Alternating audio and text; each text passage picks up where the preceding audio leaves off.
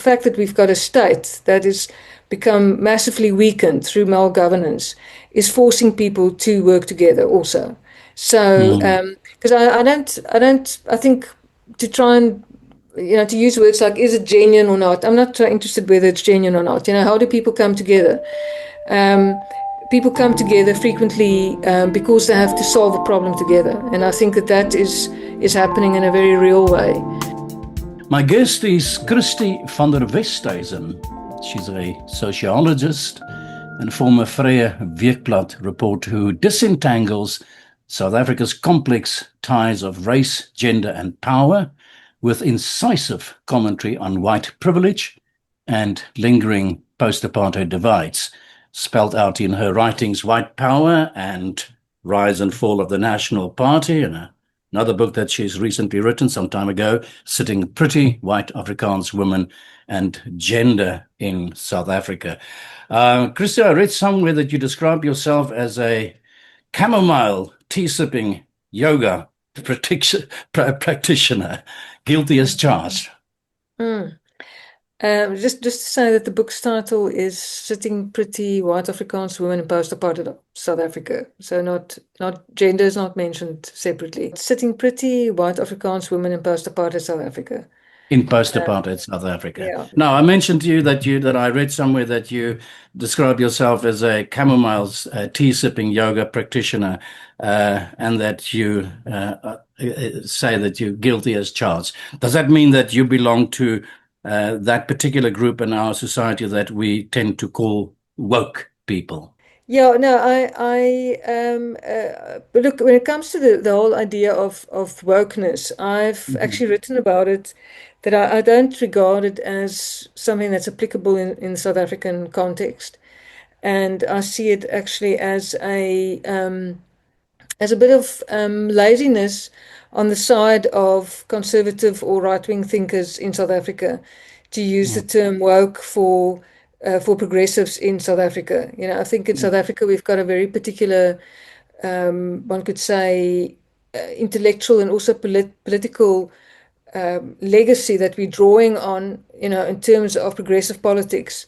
Yeah. And to try and dismiss that as woke, for me, is just to use Americanisms and for me, it's just politically lazy to use woke to try and dismiss a very complex politics that actually has a very different history to that of the politics in the United States, race politics specifically. So I won't describe myself as woke. I've been accused of being woke, of course, by people that I, as I say, regard as being a little bit lazy when they actually try to confront what one is putting on the table. So for me, it's about meet my argument that I'm putting on the table and don't try and hide behind, useless labels like woke in the South African context. Yeah, I must say I have a very easy understanding for myself of the term wokeness. It seems to me to suggest being aware of the other.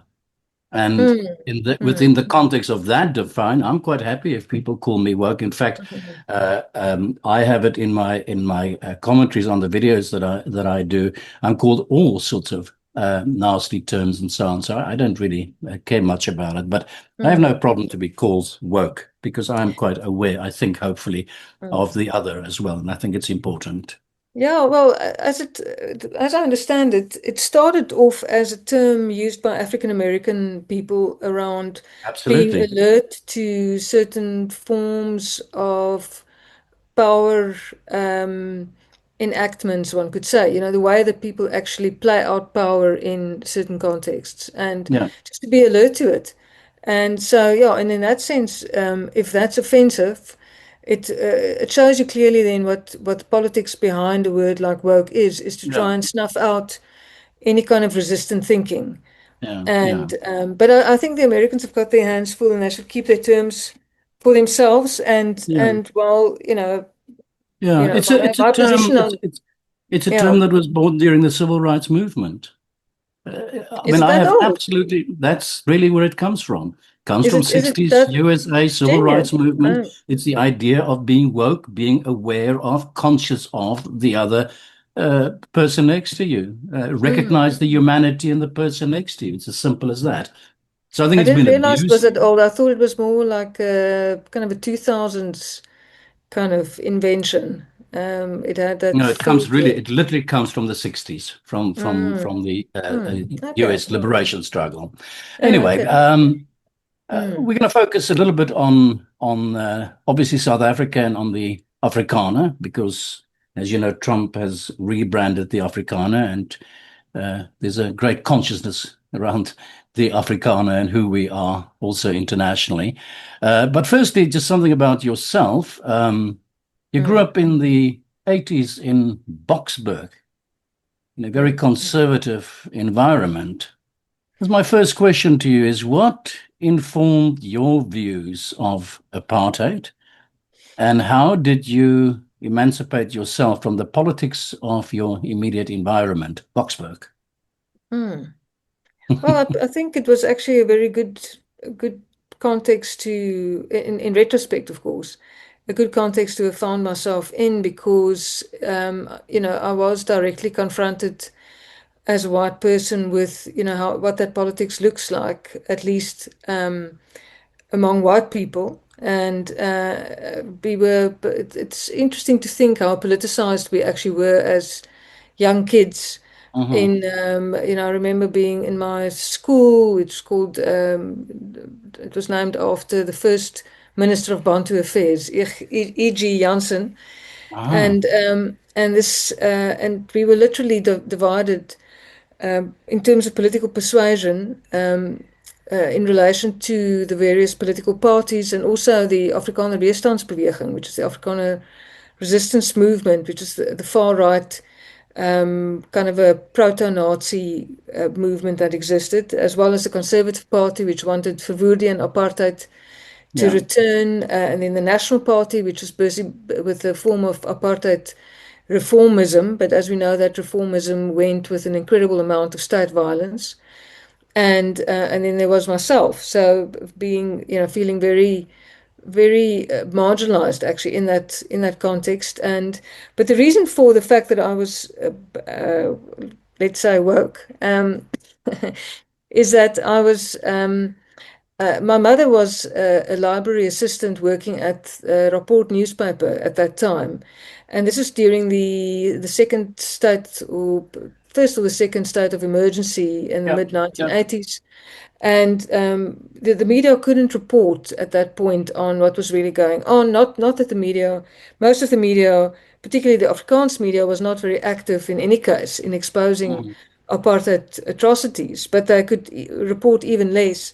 And my mother, in her interactions with these journalists, got firsthand, or well, from them at least, as people who were in the townships, Yeah, present when much of the state violence was being perpetrated. My mother got those stories, and brought them home and told me and my sisters about what was going on. yeah, And there was a level of politicization. We've always, well, my in my family we were always talking politics. Yeah, even as quite young teenagers, we were talking politics. And so in a sense, I was lucky that I was in an environment where I could be exposed to yeah, facts, and we were also a household that we were interested in facts as opposed to fallacies, which have become rather popular in recent times. yeah, Um, so it was a good early politicization, and once you become aware of certain injustices, it's not something that you can become unaware of again. It's a yeah, kind of no, awakening, a political awakening that can't be turned back. And since then, I've my politics has been progressive, yeah. and I at university we started an anti-apartheid organization, and then I moved work I moved that on it to Vrye Weekblad and worked at Vrye Weekblad and so forth and so on. Yeah. Well, there is, of course, as you know, quite a bit of, amongst at least conservative circles in South Africa, sort of apartheid revision going on as well. People, I like to refer to the right-wing podcaster Willem Petzer, for example, in the I said to him, extreme right wing. He felt very insulted by the description that I branded him with. But he's recently made a series of YouTube videos in which he revisited apartheid.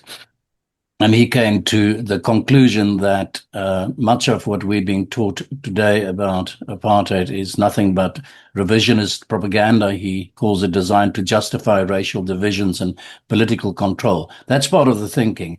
What do you say to these revisionists? Well, I haven't followed closely this particular strand of revisionism that you're talking about, but Mm-hmm. it is noticeable that right-wingers today find it offensive to be called right-wingers, which is quite interesting. Yeah. I'm assuming it's part of a political position where you are trying to mainstream yourself, and you want to be known as part of the political middle ground as opposed to as an extremist. And in the process, actually, really extremist right-wing ideas have been mainstreamed, and we see this across the world. So I think it's part of that discourse to try and mainstream what was previously regarded as unacceptable right-wing extremism. And I think in terms of trying to portray apartheid in a different light, of course, I mean, the National Party at the time was very much also busy with a propaganda campaign to try and project apartheid as to be, being about creating circumstances for people of different races to live together in justice and in harmony. And that's a big part of the National Party's discourse, actually, all those years ago. And if you look at the phrase apartheid, it became controversial quite early on. And Yeah. because I think it's a very notable, quite a powerful term. And it Mm. helped the National Party to come to power in 1948 because it was a term that could capture imaginations. But at the same time, internationally, it was noticed and it provoked a negative response. And since that time already, the National Party was doing a lot of footwork to try and portray it as a benign kind of attempt to create harmony among the races in South Africa, and you saw that also in newspapers like Die Burger and so on. They would actually write about how strong fences make good neighbors and things like that. So for me, it's part of that same discourse. So it's Yeah. been going on for decades to try Yeah. and project apartheid as actually a positive way to try and deal with racial diversity. But the fact of the matter is, black people are placed in an inferior position through the system. They are exploited, they are dispossessed, they are also inferiorized If you as say human they beings. are, I think you probably mean they were, or are you saying Well, it in? in a system like apartheid, Yeah. yeah. Okay. Yeah. So at the time, that's what happened. So if you can't, Yeah. for me, you can't try and justify uh, apartheid if you look at the outcomes. So there's this attempt, and there was an attempt historically to portray it in more positive terms, but these noble intentions, certainly if they were so noble, that's why I question whether they were noble. These noble intentions led to very, very negative outcomes, specifically for black people and also for other groupings that were positioned as inferior, including women, including lesbian and gay people, etc., black working class people, etc. Yeah, yeah. But these conservative voices, and we hear them expressed by the AfriForums and Solidarity, Lex Libertas, the Kali Creoles, the Ernst Rutzes, etc., etc. Help me out here if I get it wrong, but my impression is that they seem to dominate, at least within Afrikaner circles, the narrative in South Africa. I had a chat about a week ago with Dr. Tristan Kapp. We talked about exactly the same thing. I did some research on, for example, the reach of somebody like this podcast that I just mentioned to you now, Willem Petzer, Man Alone. In the last 2 years, he had more than 20 million hits on his podcast. That means that he's actually become a very prominent voice within Mm. the Afrikaner community. And he claims to represent the average Afrikaner. And I'm trying to figure out for myself, this is something that I've got lined up here for our discussion, is who now actually represents the Afrikaner voice?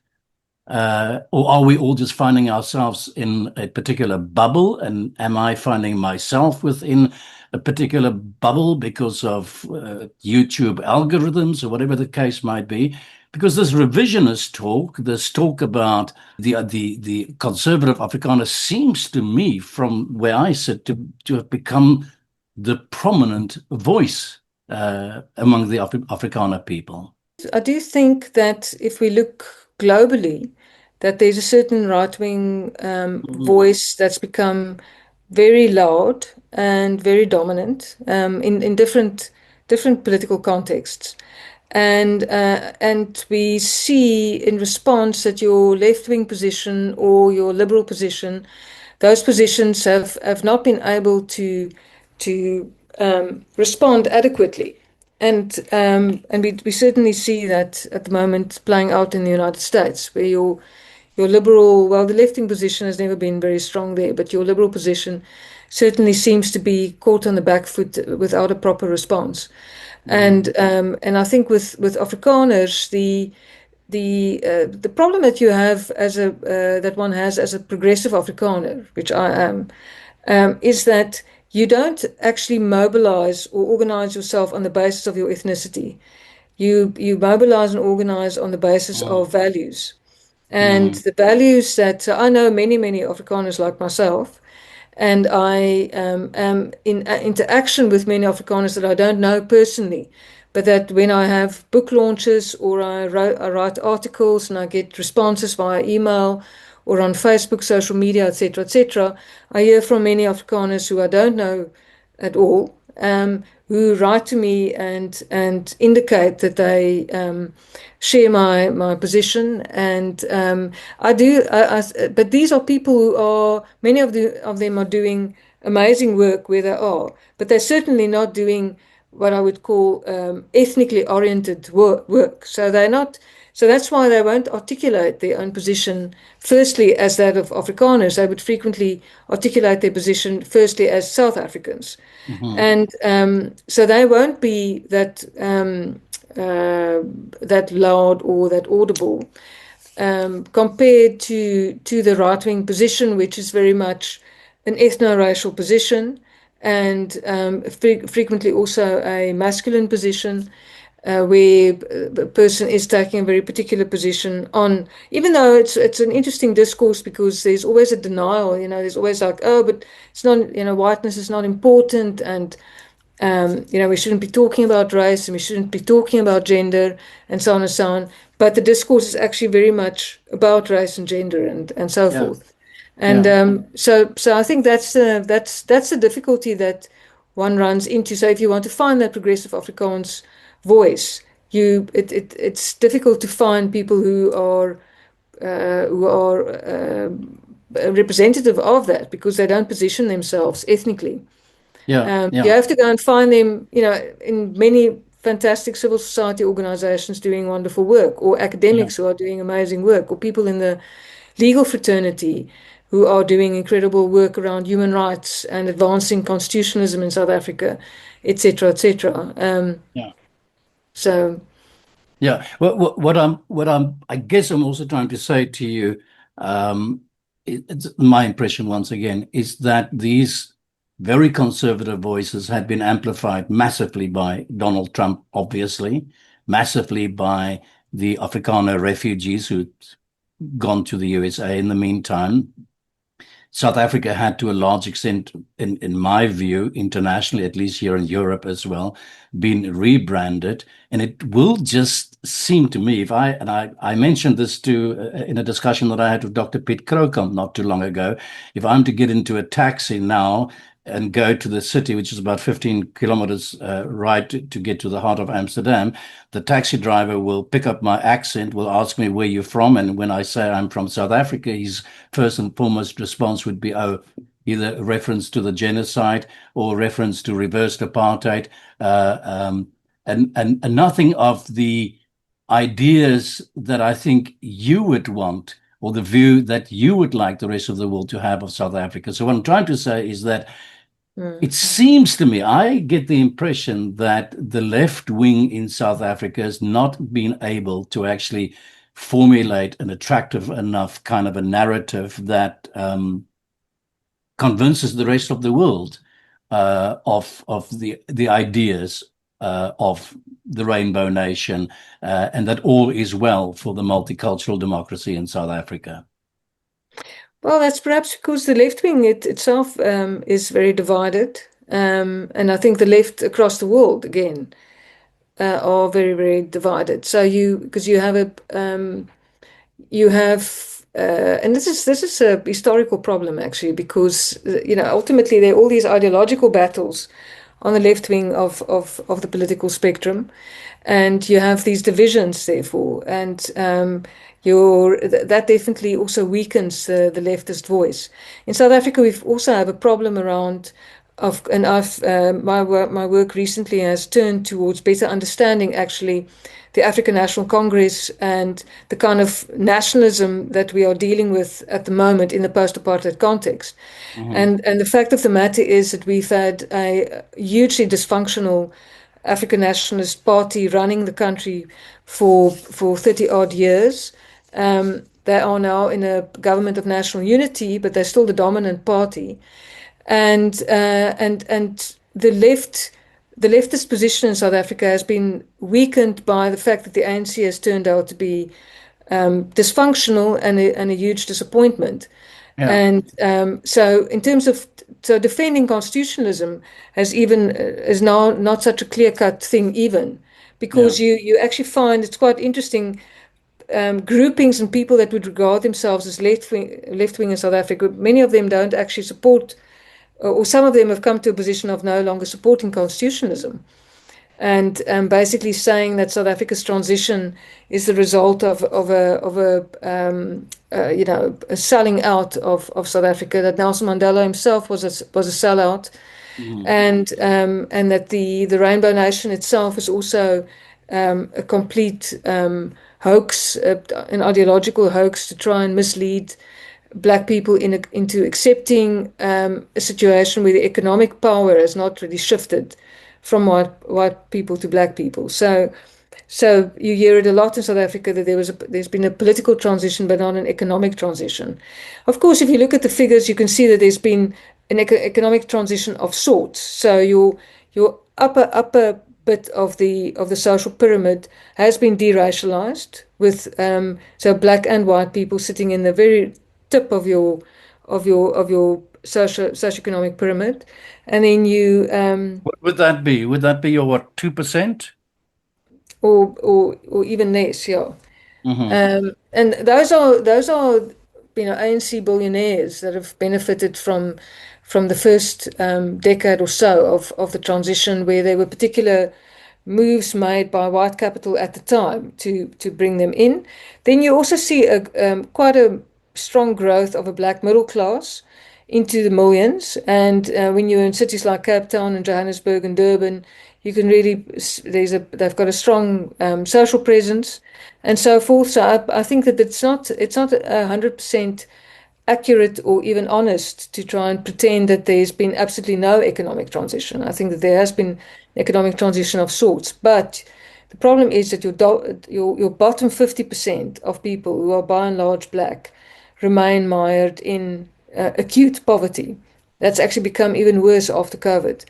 So so your left wing now in South Africa is sort of interesting to me. It's almost the only issue where there can be a general consensus is actually on Palestine, across left wing positions, because everything else has become so fraught and complicated because of the ANC's dysfunctionality, that it's very difficult to bring together that position. And I think it's also contributed to this disillusionment among white people in the democratic project, and it strengthened the right-wing position among white people, because the expectation, I think there was some right-wing people that were actually won over in the first decade of our democracy, and thinking that, democratic South Africa could actually be a better place to live.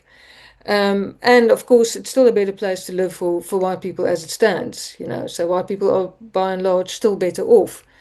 But the fact of the matter is, we've seen massive, massive malgovernance over the past 15 plus years. And Yeah. that's actually strengthened the right wing position in South Africa. And also, you see from the ANC side, the ANC has become so riven with factionalism, which is all about patronage, access to the state, to use the state for patronage purposes, that the ANC itself is actually it's scarcely governing the country Yeah. anymore. So governance Yeah. has dropped off, and so ideas around nation building, non-racialism, those kinds of ideas have completely dropped out of the Yeah. public discourse.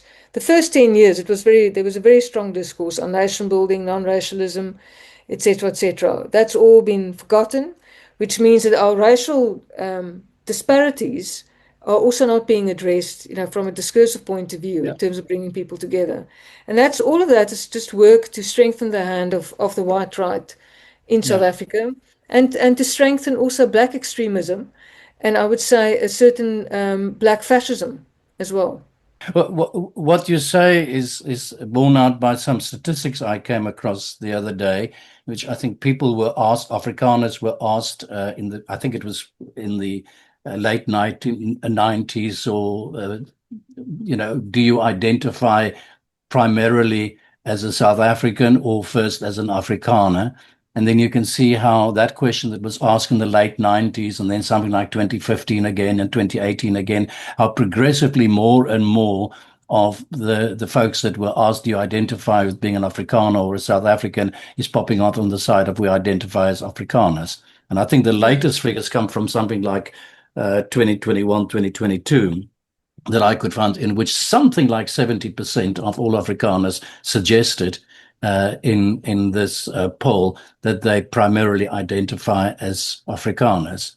And if you then look from outside in, I sit here and I look at the whole situation in South Africa without any direct emotional involvement in the country, and I just read what I read and I talk to people. I really thoroughly get this impression that we all know that the ideas, romantic appeal of the Rainbow Nation is in tatters, but one really gets the impression that there's a fundamental discussion going on in terms of what the future of South Africa ought to be. There are people talking about balkanization. There's Aaron's Roots and his people talking about devolution of power, etc., etc. My question constantly is, what do the percentages look like? What factions of the Afrikaner people have rejected the idea of the multicultural democracy? What faction of the Afrikaner people are actually putting their bets on some form of a devolution of power? In the most extreme terms, one talks about the idea of the balkanization of South Africa. Well, it's very difficult for me to put percentage points to it. A What you're feeling, just what's the mentioning. feeling if you are sitting inside the country? I'm giving you the Well, feeling from what we see that are yeah. sitting outside and the impression that we are getting. And much of that is obviously what we read and see on social media and following the South African newspapers as closely as we can. Mm. So I've written about what I call enclave nationalism, which is basically Afrikaner nationalism as an ideology, no longer focusing on the state as Mhm. its sort of object to possess, if you can call it that way, but rather, we're seeing a kind of a post-nationalist situation developing, where you have people concentrating their efforts on much smaller territories across South Mhm. Africa. And you see this actually happening in the first place commercially in residential areas. There's this term, the Boerewors gordijn, which refers to Boerewors as a popular kind of sausage Sausage. Yeah. eaten by Afrikaners, and a gordijn is a curtain.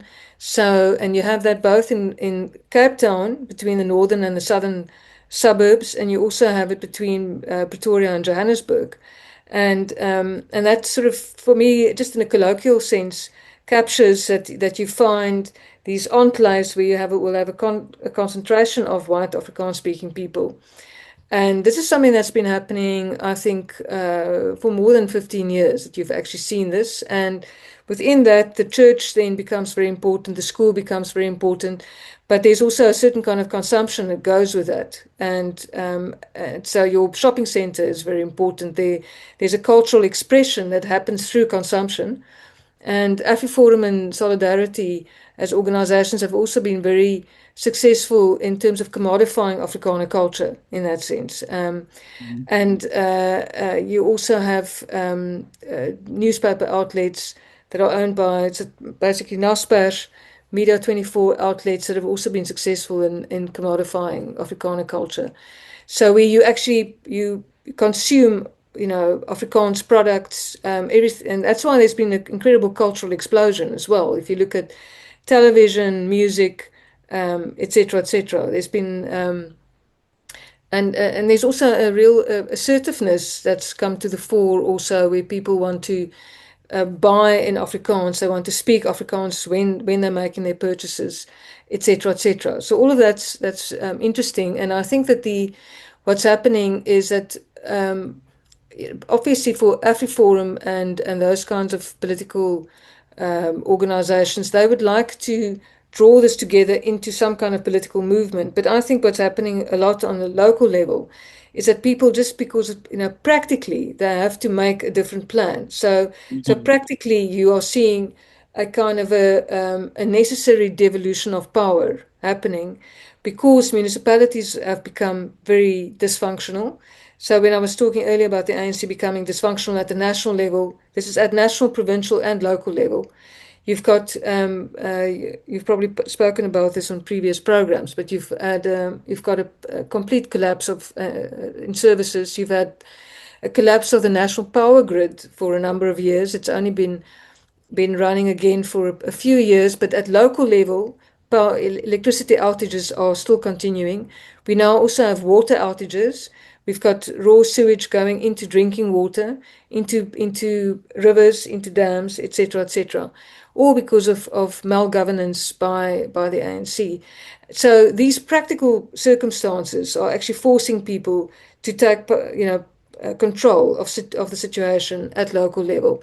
So you certainly seeing also through residents associations, but other forms of organizations as well, people making a plan at local level, which actually points then to a kind of a fragmentation of the state and a turning away from the state, where people are becoming much more interested in how can we make a plan ourselves to make our lives better and more bearable? Yeah.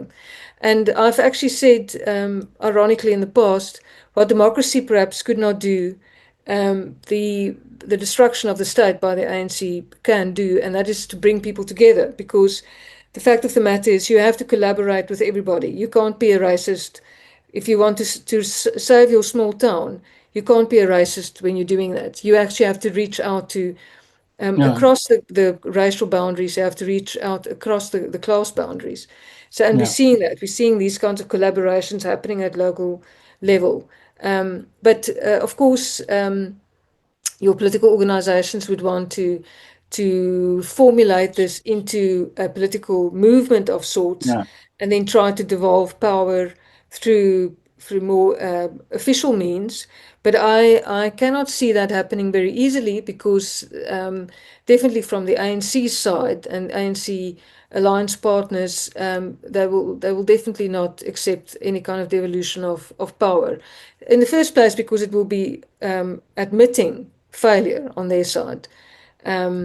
So that's why they're also kicking against devolving police powers to the Western Cape, where it's been asked for, to Cape Town, which is governed by the opposition party, the Democratic Alliance.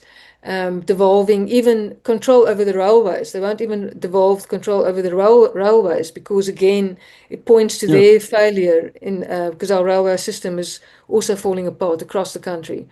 So, while there might be political impetus to try and create this, I think that practically it's already happening, but officially, from a constitutional point of view, it's very hard to imagine this kind of devolution of power happening. if you once again take the helicopter view and you take the view from outside, I understand the dismay of the African National Congress. I understand how that is oil on the fire at the end of the day for people that might have separatist ideals or devolution of power ideals, etc., etc. If you separate the dissatisfaction, disgust of the African National Congress, where does it leave us then in the space of nation building? So separate out the idea that government, ANC, has failed us, but the ideals of the rainbow nation, the ideals of the multicultural democracy. What is left of that project? I think at an informal level, there's a lot left because I think that the chattering classes, as is their want, would like to actually talk up the divisions in our society. But when you actually, when you find yourself at so-called grassroots level and you're moving around and you're talking to people, you're engaging with people, also in big cities like Johannesburg, I always say Johannesburg is probably the friendliest city in the world. And I'm not exaggerating. It's definitely the friendliest city in What South are you Africa. talking about, the northern suburbs or the southern Yeah, suburbs? You're not talking about the heart of Johannesburg, are you? no.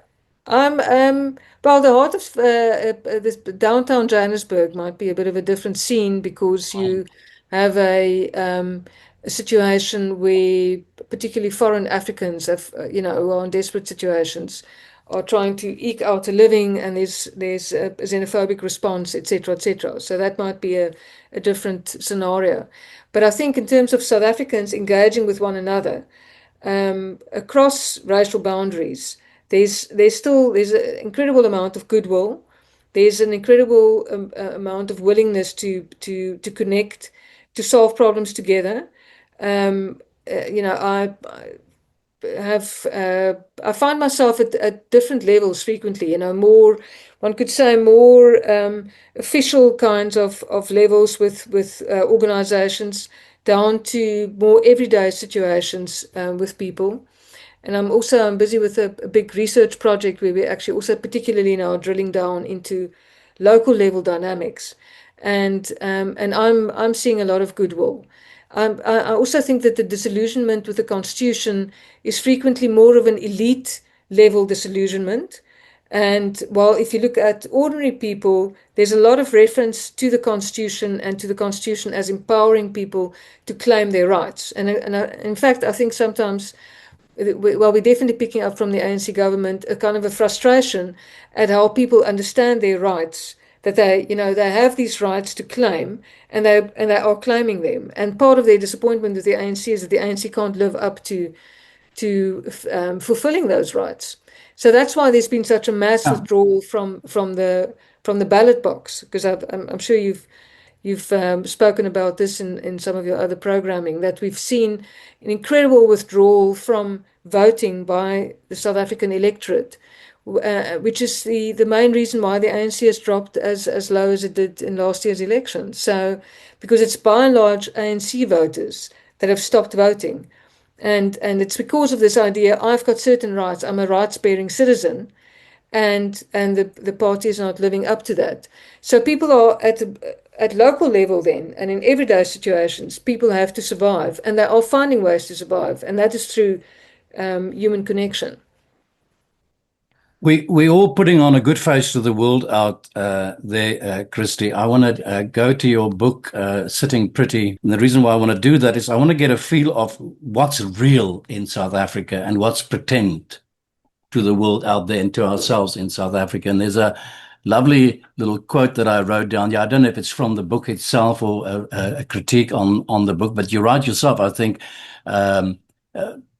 the book examines how white Afrikaner women have been both victims and perpetrators within the patriarchal and racial hierarchy. That's part of it. The second part is it's about, I love this, it's about compulsory heterosexuality in the service of whiteness, very much like it was 100 years ago, where basically to become a viable Afrikaner woman, you must reproduce heterosexually and reproduce white children specifically. Your body must be the racial border that ensures whiteness for Afrikaner identity. I just love that quote, but I want to go on to your conclusion in the book, and this is the fabric that I'm talking about. What's the real situation in South Africa. That's not the pretend talk and what we tell the newspaper journalist or what we tell the foreign visitor, the real thing. You say many white Afrikaans women have not fully embraced transformative change. Instead, there's often a retreat into privatized, enclave-like spaces that maintain white comfort zones through class, culture, and consumption. Now, I'm taking a long time to phrase this question, but I'm trying to get the fabric of South Africa. Is that description of white Afrikaans women here? You say it beautifully in the following sentence I noted down here. White Afrikaans women traded old racist politics for polished ordentlikheid, properness, but underneath the same racial order still whispers, yes, boss, yes, madam. They didn't change, they just changed lipstick. How does it apply to the genuine fabric of South Africa, of the whole of South Africa? Well, that's what I was referring to earlier on when I was talking about this enclave nationalism, you know. So I think that that you find particular groupings, white Afrikaans groupings, that have withdrawn into these enclaves and have created these worlds that are very much white and Afrikaans. And within that, women have got a very important role of social and biological reproduction, which they are playing out. And the so-called Tradwife phenomenon that you see overseas, that's something that was already, that I picked up with, because Sitting Pretty, the research was done about 13 years ago. So it gives you, it's a number of years ago. It shows you that this Tradwife phenomenon was already quite happening, you know, in the white Afrikaans enclaves that I write about. I think I might have missed you. They just explained to me Tradwife. I'm not sure exactly what you. The Tradwife, hashtag Tradwife, is a kind of an online phenomenon where you have women who are playing out what they regard as traditional I white get it. feminine roles. Yeah. And some of them have monetized it very successfully. So you can Yeah. follow them on social media where they go shopping or they do their nails or they homeschool their children or whatever the case might be. So so this is something that I think was happening already with you know, in these white Afrikaans enclaves more than a decade ago. And the problem with that, of course, is that there's this disconnect then with the rest of the country. This withdrawal that I call inward migration is where you withdraw and you disconnect from the rest of the country. The most well-known example of that, of course, is Orania, which is this municipal area in the Northern Cape, in the very barren part of the country, that is basically kind of a white refuge for people, for a lot of down and out white people actually, and so on. And that idea of setting yourself apart as a white person then and creating this whites only community plays out, you know, most explicitly actually in the Orania context. But what I'm also saying is that the state wasn't in such a bad state as it is now. You know, 10 plus years ago, things were functioning better still. Now things have deteriorated a lot, and I think that this deterioration is causing South Africans to have to cooperate and to have to find solutions together. And that's the research that I'm doing now is pointing firmly in that direction, particularly also in rural towns. So where you would think, oh well, you know, these people must be rabid racist, you know, because of certain stereotypes that we have about rural people. And in fact, you're finding not being the case. And in fact, Yeah. people are finding ways to rebuild their communities together across racial lines. Mm-hmm. I'm And asking you these white questions. Afrikaans people are central there because remember, your majority of white people living in the rural areas are Afrikaans speaking people. Yeah, yeah. I asked this question 2 or 3 weeks ago to Dr. Lindy Koorts as well from the Not in My Name declaration group in South Africa, but social integration in South Africa. It goes back to the question I asked about the book you've written about white Afrikaner women. And and I'm also basing it on so many of my friends that are journalists or documentary filmmakers that go regularly to South Africa and document what goes on in South Africa, know the country pretty well. And they all always come back and they say to me, the South Africans have all pulled back and live in their own little bubbles, in their own enclaves that you're talking about, gated communities or whatever the form might be. There's no real social integration taking place. I think Lindy was quite annoyed with me for stating that, was my impression at least. She denied that quite strongly and tried to suggest to me that there is a fair amount of social integration happening in South Africa, whatever that fair amount might mean. From your perspective, I'm trying to figure out, is there really truly a genuine reach out to one another, social integration, beginning to understand each other, becoming one in South Africa happening, even maybe just in a very sort of a slow manner? Well, I think that if you're looking at middle class people, there's because of people working together and uh, finding themselves more and more in interracial friendships, interracial romantic relationships, etc., that you definitely have a much more I mean, level of social integration in Mm. cities like Johannesburg, and then to a lesser extent Cape Town and Durban and so on. I would say that there are also interesting things happening at the working class level. I lived in Gqeberha, the former Port Elizabeth, for many years. Mm. And it was very interesting to see at working class level the level of racial integration that's happening in family context. So fully racially integrated families. And we certainly need more research on that. So, but what my point that I'm making around state collapse, the fact that we've got a state that is become massively weakened through malgovernance, is forcing people to work together also. So, Mm. because I think to try and, to use words like, is it genuine or not? I'm not interested whether it's genuine or not. How do people come together? Um, People come together frequently because they have to solve a problem together, and I think that is happening in a very real way um, Mm. at like everyday interpersonal level with people, and Yeah. I'm particularly interested in the rural areas because I think a lot of it's also happening in the rural areas. I want to just talk to you very quickly, Christy, about the pain points in South Africa and what is the future of the stuff that really seems to upset. And I keep on going back to Afrikaners because I talk to a lot of Afrikaans people on my podcast and different Afrikaans groups. The pain points, the things that really upset and frustrate Afrikaners today in our political landscape. A couple of questions. Black economic empowerment, is that are they race laws, discriminatory laws, or simple old-fashioned affirmative action? And can we avoid them in real terms? And I'm not talking about the corruption. I understand the corruption, and I understand that we need to fix the corruption. But as a construct, Black economic empower, is it a good thing or a bad thing? Look, Black economic empowerment is a particular policy that was adopted by the ANC that we through very convoluted rules and regulations and auditing systems, etc., there's an attempt to move some capital out of white hands into black hands, through shares in companies, etc.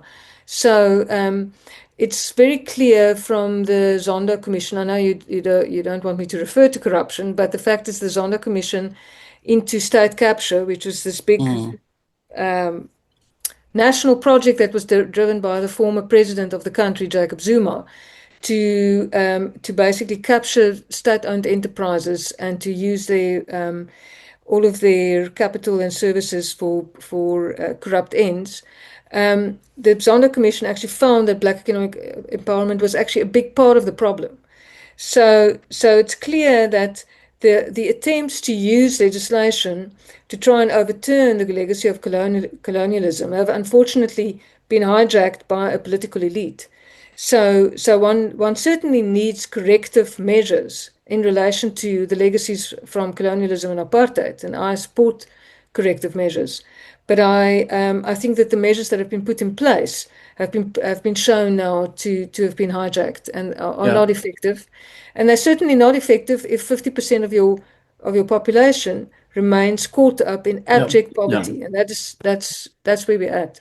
Yeah, yeah. No, I understand. And now you've identified the problem, of course, is the corruption that has occurred within the application of the system. The short answer I want to get, in principle, the idea, the theory of the obligation to, that's not going to go away. So in that sense, Black economic empowerment is going to have to be applied in South Africa, I would imagine, for the foreseeable future in some form or another, cleansed, if you wish to put it that way. Am I right if I say that?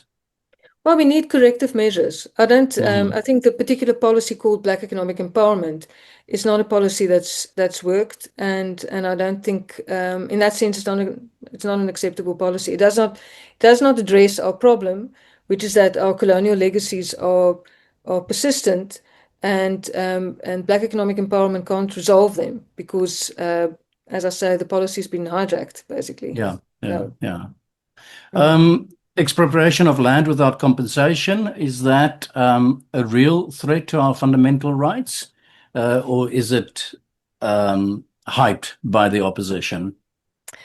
Look, expropriation of land, there has not been any incident so far of expropriation of land without compensation in South Africa. The law that was passed was, in fact, to make sure that one has got a proper legal framework for it.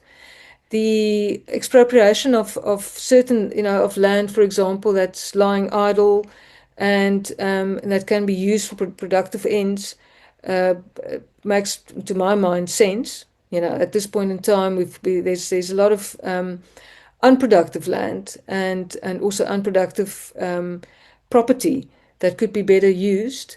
But of course, it needs to be done within a certain legal framework, and it needs to be done within our constitutional framework. And so far, it has been done within that framework. So I don't, at this stage, it's not I think it's a bit of a red herring, the way that it's been presented in the right-wing discourse. Yeah, yeah. Do you think it's been exploited by? Yeah, certainly. Yeah, certainly. It has certainly been exploited. Yeah. But Johan, I will unfortunately have to go. Are we out of time here? Yeah. Okay. Yeah. Well, then I'm going to say to you that perhaps I'd like to ask if you're open for a follow-up discussion. That's about the only thing I can do then at this point, if you have a following appointment. Yeah, if you, but do you want to bring the two conversations together, or what do you have in mind? I think, if possible, I would like to bring the two conversations together. If not, then we'll plan another way, depending on your availability. Yeah, because I unfortunately do have this other. I didn't realize it was going to be longer than an hour, so otherwise I would have slotted it in differently. Yeah. We have to do what we have to do. Will you be so kind to look at your agenda and tell me when you're available for a follow-up? Yes, I'll do that. Okay. All right. Christi, thank you very much. Best of luck. We'll speak soon. Okay. Bye-bye. Bye.